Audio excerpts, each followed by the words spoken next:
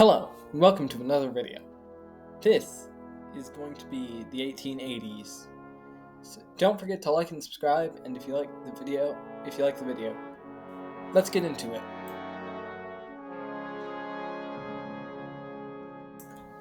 On September 6th, 1881, President Tilden created the controversial United States Covert Police. The United States Covert Police's job was to infiltrate and take down any resistance and revolutionary movements. In the USCP's first year of existence, revolutionary crimes went down by 25%, though the sources are dubious because they came from the USCP's own record department. Frankly, how useful the secret police was, I cannot tell you, because it did happen where revolutions in the future did happen, but it was still used by future presidents.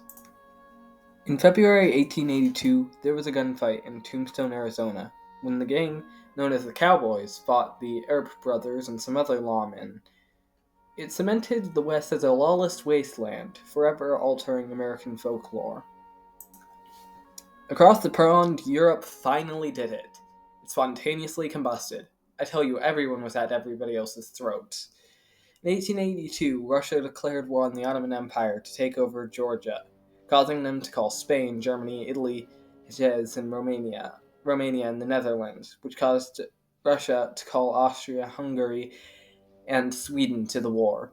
This was a small time before great wars had been discovered, meaning that this was still a normal war, just with the majority of the great powers. There are technically two wars, actually. It was, for all intents and purposes, just two theaters and a larger war against Austria. In the first months of the war, Italy and Austria-Hungary's front lines had not changed at all. Meanwhile, Germany invaded from Bohemia. Polish nationalists rose up in the east. Unlike their Russian subject brothers, the Austrian Poles decided to grab the guns and swords before talking. The full uprising was futile because the German soldiers did not help them at all, but attacked them just as well. There was also a brief Dutch occupation of Latvia. The Dutch, all things considered, were good occupiers. On November 6, 1883, the majority of the Central Powers signed an armistice. Austria-Hungary handed over Slovakia to victorious Germany. This made it so German-Austrian relations kept at an all-time low, ensuring they would never be willing allies, though they never were going to be anyways. With a major threat eliminated, the Austro-Hungarians turned all their forces to Italy. Romania also joined Italy in January 1884, but it was too late and both Romania surrendered on March 2nd, and Italy surrendered in September of that year. This would change the balance of power for the coming century. On May 11th of 1883, midway through the war, Krakatoa erupted. It caused large destruction with an earth-shattering sound and massive tsunamis. In short, it was really bad to live in the Dutch East Indies. All across the world, weather patterns changed, with darker skies and colder winters. This became another year without summer. In the 1883 presidential election, the Republican Party finally won with James Blaine. Notable for being a senator from Maine, he won with a measly 40% of the vote. By now, the ever-unpopular Democratic Party was only 28% of the vote, and the Fourth Party only got 0.6% of the vote, also known as St. Louis. In the 1884, the Russian Poles once again chose peace and asked the international community to help them gain independence. Germany and Spain chose to back Poland. It was finished with another white peace, stifling the Polish hopes once more. Back in the Americas, the U.S. declared war on the Dominican Republic to get rid of the reactionary menace. The U.S. forces landed and took the whole country by March. American Hispaniola became the temporary 50th state, starting the American occupation of the Dominican Republic. It was possibly a bad idea because, like Balboa, Yankees from the mainland just came there and built a lot of factories. On May 21st, 1885, Mark Twain published The Adventures of Huckleberry Finn. It was capturing the American spirit and addressing the issues of race, freedom, and the human condition. Altogether, deep stuff.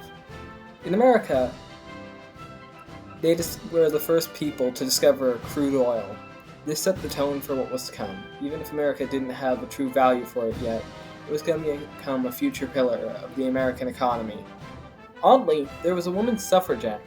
Like the Emancipation Proclamation, it did nothing more than reassure women that they had the right to vote.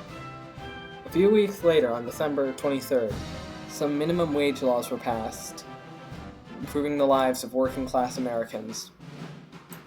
On May 20th, 1887, anarcho-liberals rose up in New York and attempted to make the U.S. bourgeois dictatorship.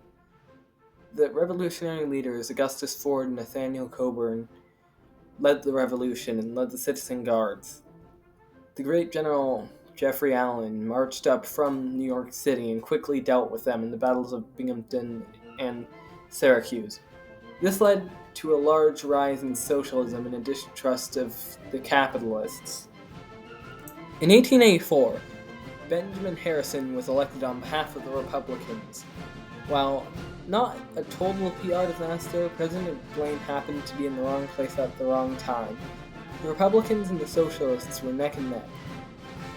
The new-coming Liberal Populist Party got 17% of the vote. The Democratic Party had become so unpopular at this point, they had only 4% of the entire vote. Shortly afterwards, due to the Black Hills Gold Rush, the decade-long Sioux Wars kicked off. In March of 1889, the U.S. invaded Haiti. Within 2 months, Haiti fell to the U.S.